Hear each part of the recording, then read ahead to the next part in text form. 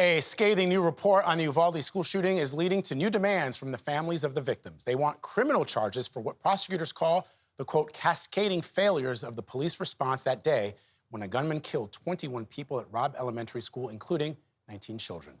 Lilia Luciano has been covering this tragedy since it happened, and she is back in Uvalde today. Lilia, you've been digging into that report. Good morning. Good morning to you, Vlad. Look, the families here tell me that they know from day one that their children were failed, but they hope that the details in this report with names and a timeline of bad decisions will at least bring some community together about who's to blame.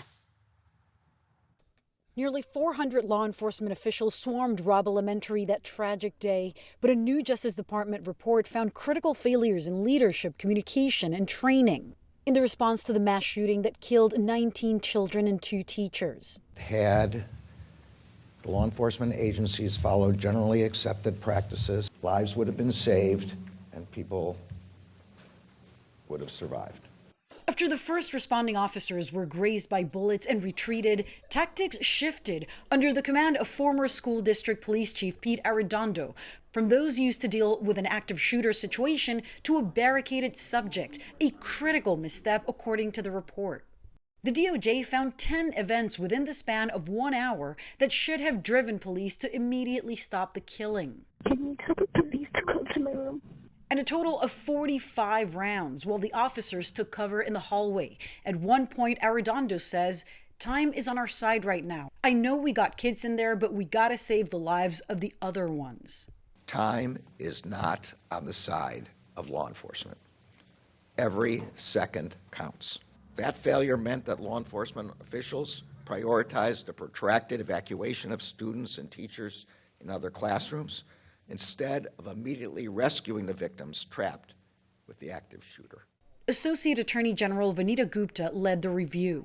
What would you say is most damning and unique of what went wrong? The kind of abject lack of leadership during those 77 minutes didn't end at 77 minutes. You had families who were told by officials that there was going to be another bus of survivors coming and gave them such false hope that maybe this bus would come and they would see their child walk out of it alive. I was actually in lockdown at my school. Jasmine Cáceres' sister, Jackie, was killed in the massacre. So you were in your school thinking that it was fine, that your sister was safe. What is it like to be in this community and see those faces?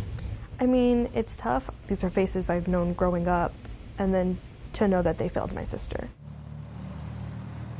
The goal of the report from the DOJ is to learn lessons for the future and, of course, to honor the victims. But the hope among the families is that it'll also pressure the local DA to prosecute crimes and finally release her criminal investigation. Dana. All right, Lily, I know they say time heals, but in this one, it feels like those wounds are still so raw. Thank you.